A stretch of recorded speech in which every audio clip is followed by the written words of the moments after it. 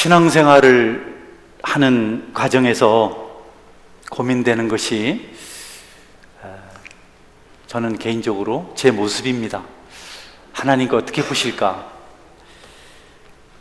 하나님은 우리의 의무를 보지 않고 우리 중심을 보시는데, 하나님 기뻐하시는 인격을 가지고 하나님을 섬기고 있는가에 대한 질문을 합니다.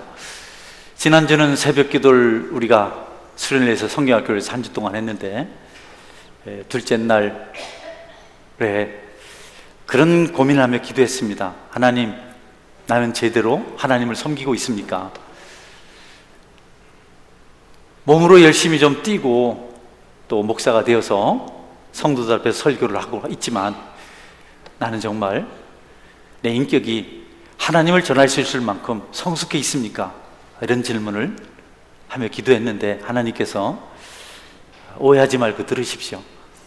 그와 같은 가치를 가지고 그와 같은 인격을 가지고 사는 모습이 어떤 것인지를 그 아침에 한 1시간 정도 저에게 알려주셨습니다. 이런 모습으로 산다면 내가 설득력 있는 목사가 될 수가 있겠고, 어떤 일을 위로하고 바른 길로 인도할 수 있는 그런 인격의 소유자가 될 수 있겠구나. 오래 가지는 않았습니다. 여러분, 하나님은 우리에게 바라시는 것이 있습니다. 우리가 많은 말을 하고 많은 일을 하고 사람들에게 무엇을 전시해 보이는 것보다도 우리가 능력을 나타낼 수 있는가, 사람의 변화를 위한 말씀을 전했을 때 그 말씀이 말씀될 수 있는가에 대해서 관심을 가지십니다. 하나님은 우리가 두 얼굴을 가지고 사는 것을 원치 아니하시고 진정한 신앙인으로 살아가기를 원하십니다. 우리 모두에게 그런 기대를 가지고 계십니다. 우리가 그 일을 위해서 기도하고, 이것을 성경은 거룩이라고 말하는데, 여러분의 삶이나 또 저의 삶이 거룩해지는 은혜가 있기를 주의 이름으로 축원합니다. 신앙생활을 하는 것은 그냥 편안하고 안일한 것이 아닙니다. 그냥 잘 되고 이런 것이 아니고, 잘해도, 인격적으로 살아도, 신앙인격이 성숙해도 어려움이 있습니다. 나는 이렇게 열심히 주님을 섬기는데 왜 이 어려움이 찾아오나, 왜 시련과 환난이 찾아오나 라고 반문해야 될 일이 우리에게 생긴다는 거죠. 너무 힘들어요. 왜 그렇죠? 여러분, 이스라엘 백성들이 하나님의 명령을 따라서 순종해서 엄청난 기적 가운데 애굽을 떠나서 가나안 땅으로 갑니다. 그런데 가나안 땅을 가는 동안 하나님께 동행하세요. 구름 기둥 불 기둥으로 인도하시고 동행하시는데, 그곳에서 어려움이 생깁니다. 시험이 생기고 갈등이 생기고 다툼이 생기고 목마르고 배고프고 위협이 있고, 아니 그렇게 하나님 말씀대로 순종해서 그 길을 가는데 어떻게 그런 일이 생기는지, 너무 많은 시험들이 있습니다. 하나님의 진노를 살 만큼 큰 낙심할 만한 일도 그들이 저지릅니다. 아이러니컬하지 않습니까, 여러분? 복음 전도자 바울은 자기 생명조차도 아끼지 않고 힘을 다해서 죽음도 두려워하지 않고 복음을 전했습니다. 감옥에도 가고 강물에 빠지기도 하고 강도도 만나고 돌에 맞아서 죽은 자처럼 버림받기도 하고, 이 신실한 전도자에게 어울리지 않는 일이죠. 하나님 말씀만 전하고 자신은 교회에 신세를 지지 않으려고 자비량으로 사역을 했습니다. 장막을 만들어가면서 자기가 돈을 벌어서 그렇게 사역을 했고, 누구 것을 욕심내지도 않고 강제로 하지도 않았고, 오직 하나님 한 분만을 위해서 살았는데, 그에게 어울리지 않는, 그런 전도자에게 어울리지 않는 슬픔과 고통이 찾아옵니다. 여러분, 그런데요, 슬픔과 고통, 시련과 환난으로 끝난 것이 아니고 거기에 상응하는, 그것을 상쇄시킬 수 있는 하나님의 보상이 있습니다. 뜻밖에도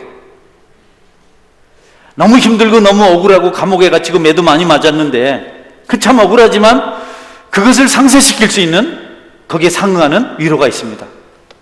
하나님께 주시는, 고난 중에 찾아오시는 위로와 안식이 있다는 겁니다. 그것이 있다는 것을 확신하는 것, 하나님은 내가 힘들고 어렵지만 나를 알고 계시고 나를 붙들고 계시고 나를 축복하시는 분이시다는 사실을 확신하는 것, 그것이 바로 곤란 중에 우리에게 주시는 하나님의 보상입니다. 성도 여러분, 여러분이 혹시 어렵습니까? 힘드십니까? 뭔가 답답합니까? 위기가 찾아오셨습니까? 그러나 그 중에서도 하나님이 함께 하신다는 사실을 믿으면 어려움을 이겨낼 수 있는 하나님의 약속인 것을 여러분이 믿으시길 바랍니다. 만약 그 확신이 없으면 우리는 보상을 받지 못한 사람입니다. 큰일 났다, 절망적이다, 교회를 떠나야 되나, 낙심이 되네, 이러면 우리는 주님을 위해서 고난을 받는 사람들이 마땅히 받아야 될 그 보상을 받지 못하고 있는 겁니다. 나 아무리 어렵고 힘들어도 주님이 나와 함께 계시고 나는 주님 때문에 행복해 라고 고백할 수 있는 신앙을 가진다면 그는 하나님에게 축복을 받고 있는 사람입니다. 여러분에게 이 확신이 있기를 바랍니다. 그것을 생수라고 말할 수 있죠. 목마른 자가 마시는 생수. 그래서 성도들은 생수가 있는 곳을 압니다. 위로가 있는 곳, 회복이 있는 곳, 고침이 있는 곳, 새로워질 수 있는 곳, 변화될 수 있는 곳을 압니다. 그래서 그곳을 찾아갑니다. 어디냐면 하나님의 품입니다. 우리의 생명의 근원이신 하나님을 찾아 나서서 그분 앞에 가서 무릎을 꿇고 그분을 통해서 마음껏 우리의 목마름을, 우리의 굶주림을 해결할 수 있는 양식과 생수를 공급받아서 채우게 된다는 겁니다.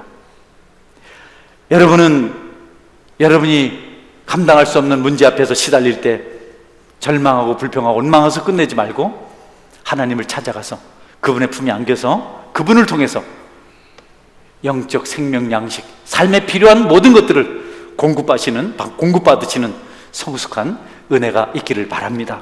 한 사람도 그것을 몰라서 이리저리 방황하고 쓰러지면 안 되겠다는 겁니다. 시편 4편 1절에서 다윗은 이렇게 기도합니다. 같이 한번 읽어볼까요? 내 의의 하나님이여, 내가 부를 때에 응답하소서. 곤란 중에 나를 너그럽게 하셨사오니 내게 은혜를 베푸사 나의 기도를 들으소서.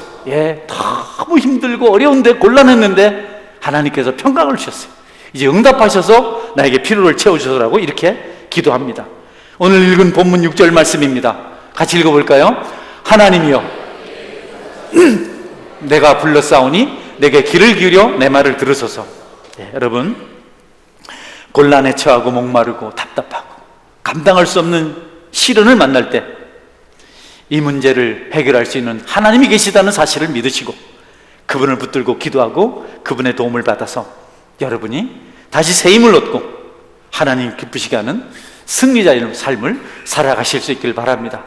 여러분 중에는 한 사람은 낙심하거나 절망하거나 포기하는 일이 없고 우리 겪는 고통 이면에 더 큰 하나님의 사랑, 하나님의 위로가 있다는 사실을 꼭 기억하시고 인내하시고 견뎌내실 수 있기를 바랍니다. 하나님의 일하심은 기이합니다. 우리 머리로, 우리 상식으로, 우리 경험으로 절대로 이해할 수 없는 엄청난 기이함이 그분의 일하심 속에 있습니다. 하나님께서 지으신 우주 만물을 보십시오. 여러분, 그 기이함이 우주 만물 도처에 있습니다. 여러분이 너무 잘합니다. 설명하지 않아도 너무 잘합니다. 그 기이하신 분, 우주 만물을 지으신 분을 만나게 될 때 우리는 그분이 얼마나 신비한 자이며 위로가 얼마나 풍성한 분이시며 얼마나 능력이 많으신 분이신 것을 알 수가 있습니다. 하나님을 나타내 보이시는 사건들, 사물들이 얼마나 많은지 모릅니다. 우리의 기도가 그와 같은 신비들을, 귀한 능력들을 찾아내는 힘입니다. 기도가 그것을 만나게 하는 생명의 원천입니다.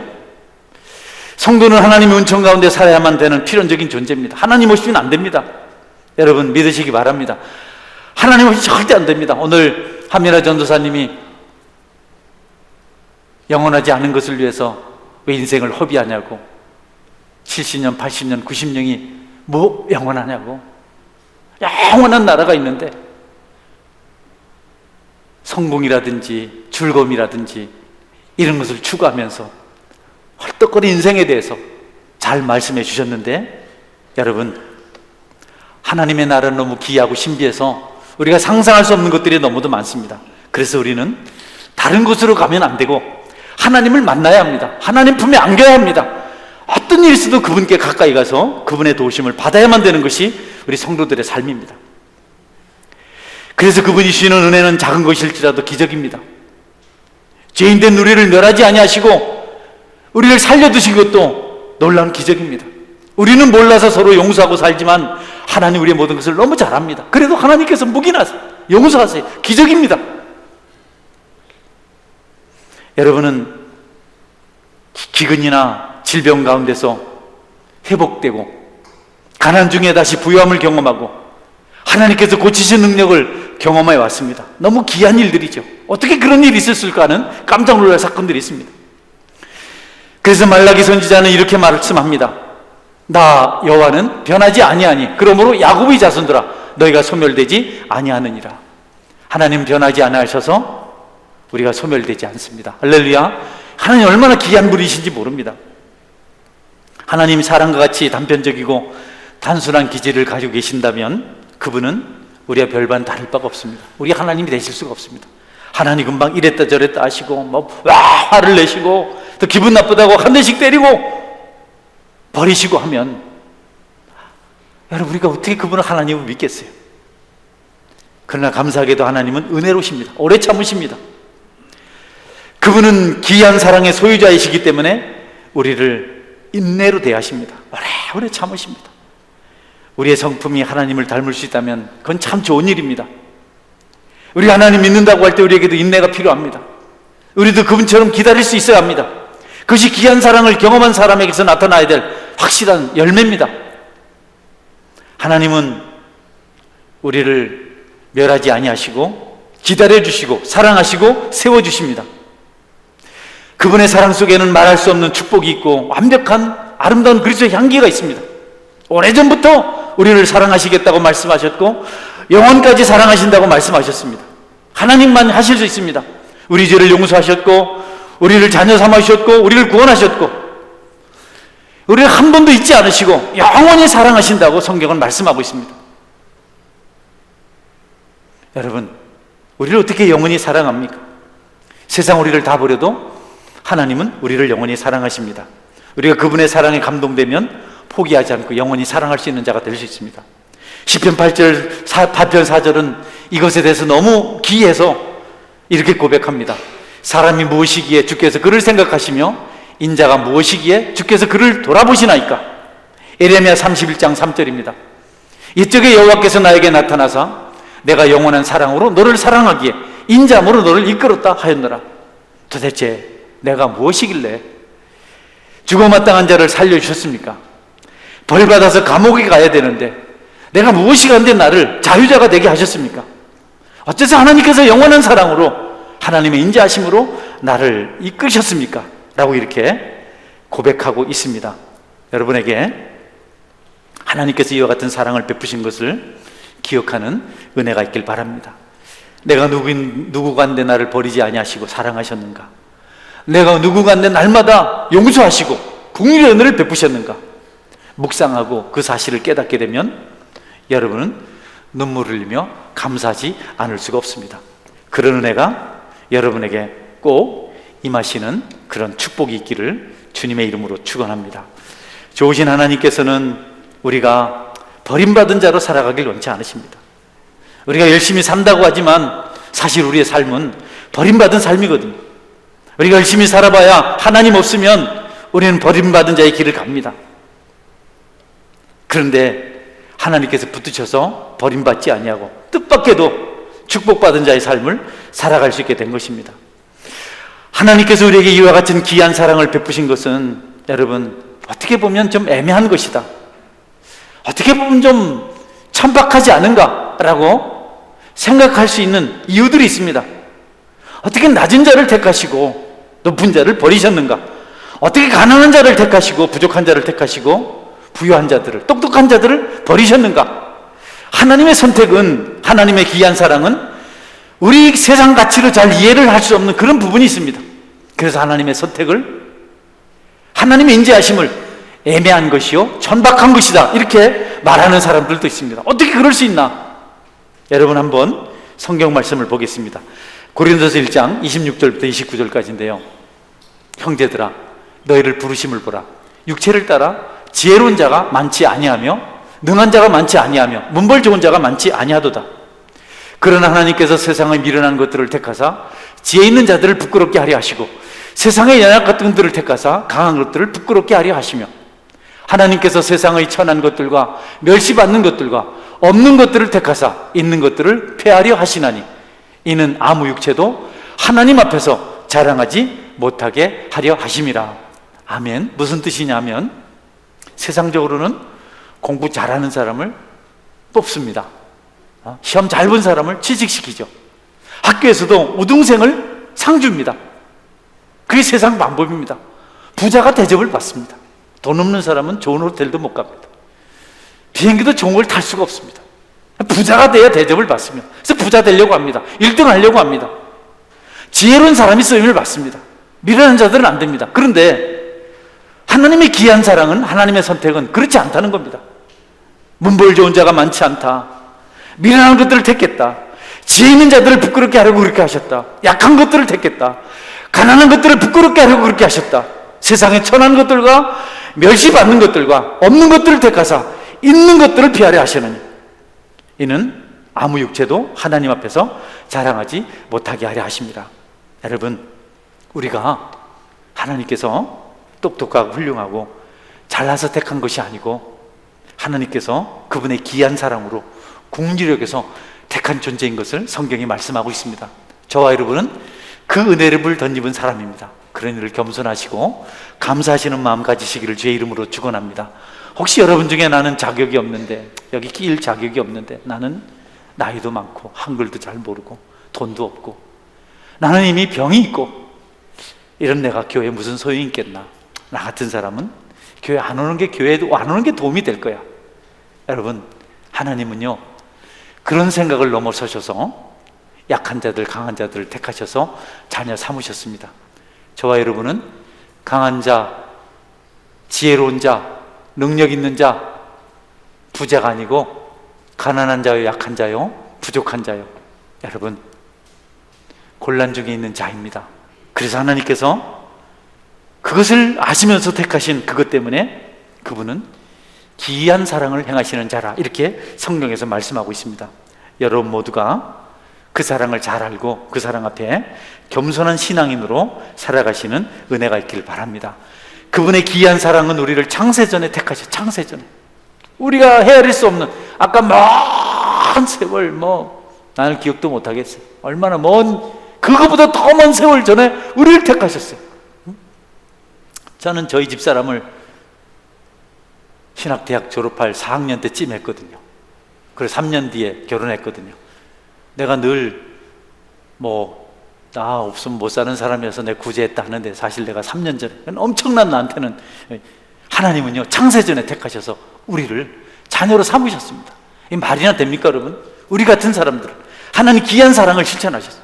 그리고 우리를 사랑하시려고 독생자를 주셨어요. 여러분, 우리를 하나님 백성 되게 하시려고 하나밖에 없는 아들을 십자가에 대속물로 죽게 하셨습니다.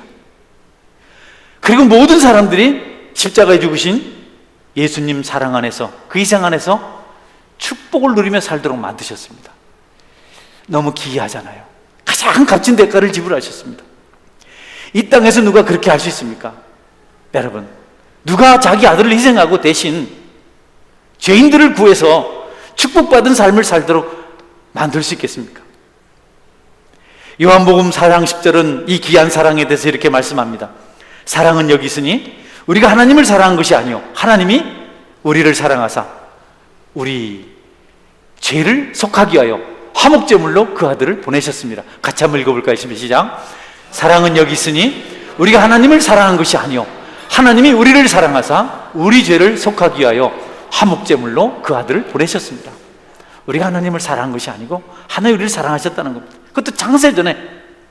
더 놀라운 말씀은 우리가 의롭고 깨끗했을 때 독생자를 죽게 하신 것이 아니고, 여러분, 우리가 불의할 때, 죄인이었을 때 죽으셨다, 이렇게 말씀하십니다. 로마서 5장 8절 말씀인데요, 같이 읽어볼까요?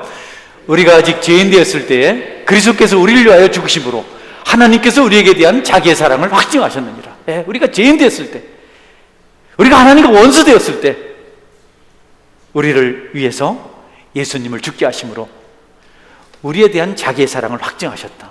무슨 말씀이냐면요, 의인일 때, 똑똑할 때, 모든 것을 잘할 때는 누구나 다 사랑할 수 있습니다. 다 사랑할 수 있어요. 조건이 맞는데 사랑만 못하겠습니다. 젊고 예쁘고 돈 많고 지식 있고 그냥 여러 가지 다 갖췄을 때는 다 사랑할 수 있잖아요. 그런데 죄인입니다. 죄인인데 사랑을 실천하셨어요. 그래서 진짜 사랑은 자격 없는 사람을 사랑하는 것입니다. 할렐루야. 그 사랑을 우리에게 주신 겁니다. 우리는 조건을 보고 사랑하는데 주님, 하나님 그렇게 하지 않으셨습니다. 그래서 어떤 사람은 그렇게 말한다고 합니다. 나를 사랑한다면 내가 실수하고 넘어질 때 그 사랑을 나에게 주세요. 단점이 드러나고 쓸모없이 되었을 때 그 사랑을 나에게 나타내 주십시오. 그럴 수만 있다면 그 사랑은 바로 하나님의 귀한 사랑입니다. 하나님은 조건으로 사랑한 것이 아니고 무조건 사랑하셨습니다. 여러분에게 있는 약점까지 사랑하시고 부족함까지 사랑하셔서 우리를 자녀 삼아 주셨다는 겁니다. 또 주님께서는 우리가 강할 때 사랑하신 것이 아니고 도움이 될 만할 때 사랑한 것이 아니고 연약할 때 사랑하셨다고 말씀하십니다. 로마서 5장 6절 말씀입니다. 같이 읽을까요? 우리가 아직 연약할 때의 기약대로 그리스도께서 경건치 않은 자를 위하여 죽으셨도다. 연약할 때, 아주 볼품없을 때, 버림받았을 때, 그때 우리 주님께서 경건치 않은 그들을 위해서 죽으셨다고 말씀하십니다. 그분의 사랑은 참 기이합니다. 여러분, 경건치 않은 자를 위해서 죽다니, 원수된 자들을 위해서 독생자를 십자가에 죽게 하시다니, 이게 주님의 사랑입니다. 여러분이 좋은 조건을 가진 사람만 사랑하면 이기적인 것입니다. 그러나 여러분에게 도움이 되지도 않고 걸림돌이 되고 불편하기만 하고 죄도 짓고 그럼에도 불구하고 그를 사랑할 수 있다면 그가 그리스도의 사랑을 실천하는 사람입니다. 여러분에게 그런 사랑이 있기를 주의 이름으로 축원합니다. 그런 사랑을 해야 됩니다. 세상적인 방법은 아들을 죽이려고 하는 원수들을 물리치고 아들을 살리는 것입니다. 여러분의 자녀를 누가 죽이려고 하면 여러분은 자녀를 죽이려고 하는 자를 죽여야 합니다. 그리고 아들을 살려야 됩니다. 하나님은 어찌된 일인지 원수들을 살리시고 독생자를 십자가에 죽게 하셨습니다. 전혀 세상의 이치와 정반대기를 선택하셨습니다. 얼마나 놀라운 일인지 모릅니다. 여러분의 사랑은 이기적인 사랑이 아니라 이타적인 사랑이 될 수 있어야 합니다. 여러분의 것을 나누십시오. 여러분보다 부족한 자를 가까이 하십시오. 죄인을 미워하지 말고 그들에게 긍휼을 베푸십시오. 그때 하나님은 여러분을 사랑하시고 서원교를 사랑하시고 축복하게 되는 것입니다. 이 은혜가 있기를 주의 이름으로 축원합니다. 할렐루야. 하나님은 우리의 자격에 무게를 두지 않습니다. 얼마나 많이 배웠나, 돈이 얼마나 있는가, 사회적인 지위는 있는가, 권력은 있는가, 건강한가, 이런 데에 가치를 두지 않아요. 놀랍습니다. 하나님은 단지 우리를 불쌍히 여기십니다. 따라하세요. 하나님은 우리를 불쌍히 여기십니다. 네. 그러니까 그걸 붙들고 기도해야 됩니다. 하나님, 나를 불쌍히 여겨주십시오. 내가 이거 했습니다, 저거 했습니다, 내가 잘합니다, 다른 사람 다 바보입니다, 이런 비난은 하나님께 올리지 않습니다. 저 사람은 정리된 사람입니다, 저 사람은 도움이 되지 않습니다, 이게 아니고 하나님, 나를 사랑하신 것처럼 이 사람도 불쌍히 여겨주시고 사랑해 주옵소서. 그것이 하나님 기뻐 받으시는, 하나님께 우리가 원하시는 신앙인의 삶이라는 겁니다.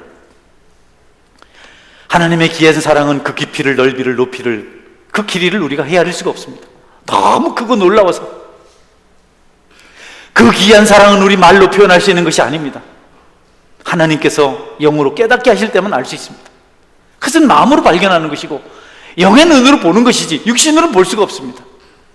그 사랑을 알려면 여러분이 그 사랑을 실천할 때 비로소 주님의 귀한 사랑이 어떤 것인지를 깨닫게 됩니다. 원수를 사랑하십시오. 부족한 자를 채워주십시오. 여러분을 해롭게 하는 자들을 도와주십시오. 불편한 자를 사랑으로 안아주십시오. 그럴 때 주님의 사랑이 어떤 것인지를 여러분이 깊이 깨닫게 됩니다. 정죄하지 말고 용서해 주십시오. 하나님의 사랑은요, 변함이 없습니다. 지속됩니다. 끝나질 않아요. 세상은 우리를 버릴 수 있습니다. 그러나 하나님의 사랑은 그렇지 않습니다. 사랑하는 대상이, 예수님이 사랑하는 대상이, 하나님이 사랑하는 대상이 독생자가 죽을 만큼 그렇게 사랑했던 그 대상들이 어떠냐 하면 그런 사랑을 베푸시는 하나님을 욕한 자들입니다. 멸시하고 무시했습니다. 배반했습니다. 조롱했습니다. 비난했습니다. 그런데 그들을 끝까지 사랑하셨습니다. 욕했거든요. 침뱉었거든요. 하나님께 사랑하셨던 사람들은 하나같이 여러분 가증한 자들이었습니다. 두 얼굴을 가지고 있었습니다. 어리석었습니다. 철면피했습니다. 냉혹했습니다. 추하고 더러웠습니다. 그런데 그 사람들을 사랑하셨습니다. 그가 누구냐면 그 대상들이 바로 저와 여러분입니다. 여러분을 하나님께서 사랑하셨습니다. 우리가 그분을 반역했고 그분을 모른다고 했고 그분이 가장 싫어하는 일을 했습니다. 그런데도 우리를 사랑하셨습니다. 그래서 그분의 사랑은 귀한 사랑입니다. 여러분도 그런 사랑을 실천하셔서 주님이 주시는 은혜를 누리며 살아가실 수 있길 바랍니다. 이런 이야기가 있습니다. 한 아버지가 아들을 데리고 큰 호수로 낚시질을 갔습니다. 아들이 소풍 가는 기분으로 아버지를 따라갑니다. 그리고 자기 친구를 데리고 갑니다. 바다같이 넓은 호수에 낚시를 들이었습니다.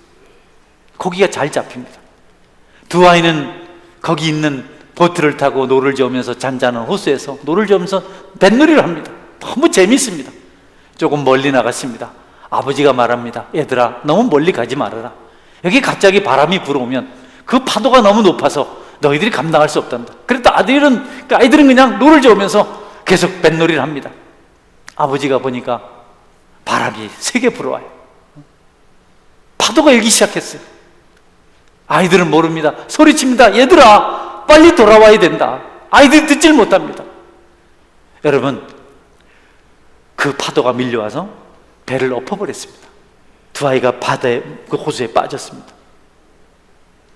너무 물결이 세서 아이들이 어떻게 할 방법이 없어 떠내려갑니다. 두 아이가 각각 다른 곳으로 갑니다. 아버지의 손에는 구명 튜브가 하나밖에 없습니다. 긴 줄이 달린. 그것을 던져서 아이를 살려야 되는데 갈등이 오는 겁니다. 빠져 죽어가는 두 아이 중에 아들을 향해서 던질 것인가, 아니면 아들의 친구를 향해서 던질 것인가. 아버지는 아들을 포기하고 아들의 친구에게 구명 튜브를 던졌습니다. 아버지가 눈물을 흘립니다. 아들이 물 빠져들어가 죽어갑니다. 아버지를 소리치며 그렇게 죽어갑니다.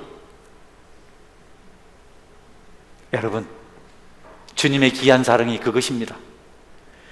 여러분에게 유익이 있고 편안하고 이런 조건 때문에 여러분이 사랑한다면 여러분, 하나님의 귀한 사랑을 알지 못하는 사람들. 성도 여러분, 우리가 신앙인으로서 먼저 된 자로서 그런 사랑을 실천하며 살아갈 때 하나님께서 거기에 상응하는 축복을 주실 줄 여러분이 믿으시기를 바랍니다. 주님은 말씀하십니다. 볼지어다, 내가 문 밖에 서서 두드리노니 누구든지 내 음성을 듣고 문을 열면 내가 그에게로 들어가 그로 더불어 먹고 그는 나로 더불어 먹으리라. 우리 주님이 지금 그 상처기 난 손, 못에 찢긴 그 손을 가지고 단단한 문을 두드리고 있습니다. 우리의 완악한 문을 두드리고 있습니다. 문을 좀 열어다오. 문을 좀 열어다오. 내가 너에게 좀 들어가야 되겠다. 너를 좀 살려야 되겠다. 우리는 문을 단단히 잠가두고 열어주지 않습니다. 그래도 그분은 우리를 사랑하십니다. 얼마나 귀한 사랑인지 모릅니다. 거짓투성인 우리, 그분을 진실하신 하나님께서 친구로 삼아주셨어요. 거짓투성인 우리를 가까이 하셨어요. 너무 가정스럽잖아요. 거짓말 많이 하고 악한 짓만 하는데 덥석 손을 잡고 친구가 되주셨어요. 그러고 보면 거짓이 없는 사람이 없잖아요. 당신 거짓말장이야, 당신 나빠. 그렇지만 또 우리도 나쁘잖아요. 또 거짓말 하잖아요. 우리는 서로 싫어하잖아요. 그러나 하나님은 놀랍게도 우리를 그 진실하신 분이 친구로 삼으셔서 동행하십니다. 얼마나 놀라운 사랑인지. 여러분, 우리는 이걸 못합니다. 여러분, 누가 여러분을 속이면 그를 사랑하겠습니까? 누가 여러분을 미워하면 그를 사랑하겠습니까? 아내가 여러분을 배반하면 여러분 같이 할 수 있겠어요? 남편이 여러분을 버리면 같이 할 수 있겠습니까? 그런데 하늘나라를 꿈꾸는 사람들은, 영원 나라를 꿈꾸는 사람들은 그 나라를 기대하며 주님의 귀한 사랑을 실천할 수가 있습니다. 여러분이 그 귀한 사랑을 실천하실 수 있길 바랍니다. 존 버녀는 그것을 꿈꾸며 살았던 사람입니다. 철력정, 그가 그렇게 말합니다. 너무 하나님 나라가 신비해서 그가 노래하기를 오 기묘한 세계, 내가 더 이상 할 말이 없도다. 너무 신비해서 뺏어야 되고 내가 누려야 되는데 전 본연이 다 놓고 베풀어 보니까 더 기쁨이 있는 겁니다. 더 행복합니까? 한국 똑똑해야 되는데 바보가 돼 보니까 더 좋은 겁니다. 기묘한 세계, 내가 더 이상 할 말이 없도다. 감옥에 있었으나 땅에 있었으나 그가 하나님의 귀한 사랑을 경험하고 고백한 내용입니다. 세상은 참된 기쁨이 없습니다. 여러분, 우리가 세상에 참된 즐거움을 찾으려고 바쁘게 움직입니다. 곳곳에 가공할 만한 관심거리들이 있습니다. 뭐 제주도에 가면 노란 잠수함이 있어서 물속에 들어가면 어떻다, 뭐 어디 가면 케이블카가 어떻다, 어디 가면 유리로 된 어떤 길이 있다, 뭐 어디 가면 어떤 맛있는 것이 있다. 가공할 것들이 계속 만들어지고 있습니다. 그냥 비행기에서 뛰어내리는 그 점프도 할 수 있더라고요, 보니까. 곳곳에 기막힌 지식들이 강론되고 있지만, 그러나 우리가 거기서 무슨 기쁨을 누립니까? 그게 기쁩니까? 그게 여러분 만족합니까? 그거 시들어버리잖아요. 흥미거리가 곧 떠나가잖아요. 로마 황제 티베리우스는 새로운 향락거리를 끝없이 추구했습니다. 그리고 거기에서 새로운 기쁨을 얻었습니다. 그러나 새로운 것을 그가 추구할 때마다 죄가 하나씩 더 생겨났습니다. 범죄가 하나씩 더 늘어났습니다. 그런 죄를 누리고 살았습니다. 티베리우스는 새로운 향락거리를 찾아주는 사람에게 많은 재화를 나눠줬다고 합니다. 그런데 여러분, 다양한 세상의 볼거리들, 그런 것들에게 우리의 기쁨이 존재하는 것이 아니고 예수님 그분의 품에, 그리스도의 집에 영원한 것이 있습니다. 방황하지 말고 주님께로 나오십시오. 할렐루야. 그분의 집에 있습니다. 여러분이 세상에서 이것저것 구한다고 해봐야 늘 부족하고 결핍을 경험할 수밖에 없습니다. 그러나 탕자가 말했듯이 내 아버지 집에는 양식이 얼마나 풍족한가. 따라하세요. 내 아버지 집에는 양식이 얼마나 풍족한가. 예, 여러분 설교가 좀 조용조용해서 졸리시죠? 응? 여러분께서 다른 데 가지 말고 하나님 앞에 나오십시오. 누가 여러분을 알아주겠습니까? 어디 가면 여러분의 그 큰 욕구를 채울 수 있는 곳이 있겠습니까? 주님께 나오면 그분의 귀한 사랑이 우리를 만족하게 만듭니다. 아들이 있는 자에게는 생명이 있고 하나님의 아들이 없는 자에게는 생명이 없는지라. 하나님 품에 오십시오. 그분을 만나십시오. 거기서 좋은 것을 얻을 수가 있습니다. 여러분이 하나님 집에 오면 너무 신비한 경험을 할 수가 있습니다. 혹시 병상이라도, 고독한 밤중에라도 그분에게 있으면 기쁨을 누릴 수가 있습니다. 사랑하는 아내가 순종하는 순간에도 여러분들은 그 영혼에서 기도할 수 있는 은혜가 있습니다. 자식이 죽어가는 순간에도 위로를 받을 수 있습니다. 그것이 하나님의 집에 거하는 사람. 굶주릴 때도, 추위를 여러분이 당할 때도 때를 따라 주시는 하나님의 은혜를 그분 품 안에서 경험할 수 있습니다. 절망, 낙심, 그런 것들 있지만 그것조차도 합력해서 선을 이루시는 하나님의 섭리라는 사실을 기억하고 그 귀한 사랑 앞에 감사할 수가 있습니다. 말씀을 맺습니다. 어느 날 여러분들이 험한 세상에서 천국을 향한 여정을 끝내고 천국에 이르렀을 때 여러분은 살온 발자취를 돌아보면서 감사하며 찬송하게 될 것입니다. 유혹이 많았고 시험이 많았지만 거기 넘어지지 않고 이겨내고 또 이겨내고 마침내 내 천국에 이르러서 걸어온 길을 뒤돌아보면서 주님 감사합니다. 나를 여기까지 인도하신 것 감사합니다. 몇 번이고 잘못되어서 지옥 갈 뻔했었는데 내가 마침내 하나님 편에 서서 천국에 이르게 된 것 감사합니다 하고 찬양할 날이 반드시 있게 될 것입니다. 여러분께서 하루하루 사는 동안 한 걸음 한 걸음 발걸음 옮기는 동안 여러분을 유혹하는 죄들이 있을 겁니다. 그것이 좋아 보이지만 그것을 여러분으로부터 격리시켜야 됩니다. 여러분을 그것들로부터 격리시키고 하나님 편을 선택해야 됩니다. 다시 말씀드립니다. 여러분을 좋게 할 것 같은 죄악들이 여러분을 향해서 손짓할 때 거기 미혹받아서 따라가면 안 됩니다. 그것을 여러분이 단호하게 거절하고 주님의 십자가를 붙들고 그 길을 걸어가면 훗날 여러분은 여러분이 기대하던 천국에 이르러서 행복한 축복의 노래를 부르게 될 것입니다. 그런 은혜가 있기를 주의 이름으로 축원합니다. 아멘. 같이 기도하겠습니다. 기도할 때 하나님, 내가